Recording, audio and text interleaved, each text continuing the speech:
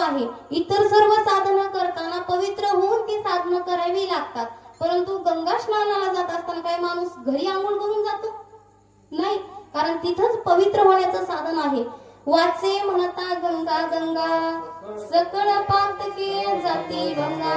ही जी सर्व काही तीर्थक्षेत्रे आहेत, सर्व नद्या आहेत, या सर्व जलवाहिन्या ज्या आहेत ते सर्वांना पवित्र करण्यासाठी त्यांचं निर्माण आहे. मग ती गंगा असू द्या, सरस्वती असू द्या, नाहीतर यमुना असू द्या. तिकडं वृंदावनकडे यमुना फार त्या ठिकाणी तिचं महत्व आहे.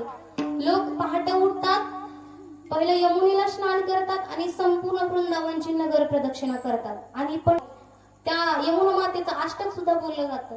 ते असं: मुरारी काय काली माल लामवारी भारी कृतकृती विष्टपाती लोक शोकहारी मनोनुकूल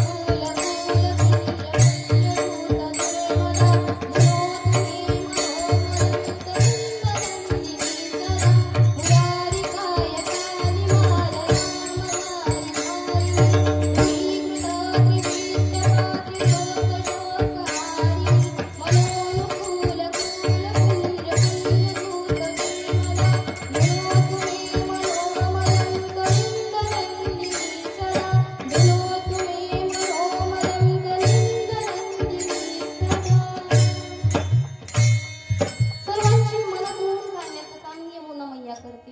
कुंज कुंज पवित्र होण्यासाठी गंगे स्नानाला जावं लागतं, सर्व पवित्र ठिकाणी जावं लागतं, तीर्थस्थळी जावं लागतं आणि पवित्र व्हावं लागतं. त्या ठिकाणी घरी आंघोळ करून जाण्याची गरज नाही.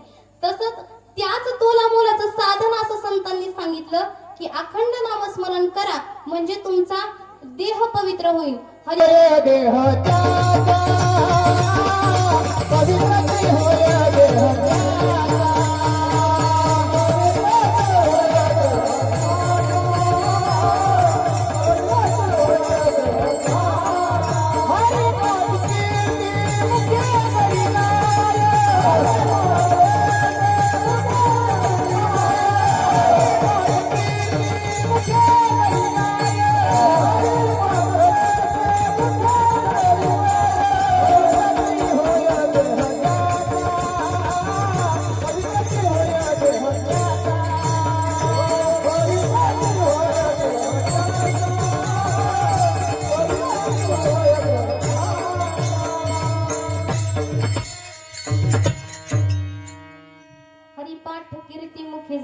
फार सुंदर. त्या ठिकाणी मी बोलूच तर तोंडातून शब्द निघतो नाही तर बाबांचं प्रमाण स्पष्ट आहेच. हरिपाठ कीर्ती मुखी जरी गाय पवित्रची होय देह त्याचा. देह पवित्र होण्यासाठी मन नाही निर्मळ काही करीन साधना. किती साधना लावून अंग धुवून काय उपयोग आहे? ज्ञानोबरांनी सांगितलं हरिपाठ कीर्ती मुखी जरी गाय पवित्रची होय देह त्याचा. ज्या ठिकाणी हरिनामाची ज्यांच्या मनामध्ये ज्यांच्या मुखामध्ये सतत उच्चारण आहे त्यांचा देह सतत पवित्र असतो.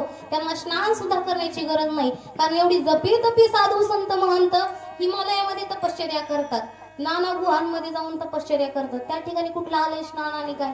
फक्त आणि फक्त अखंड भगवंताचं नामस्मरण घेतात आणि साधनेमध्ये लीन असतात. विठ्ठल विठ्ठल.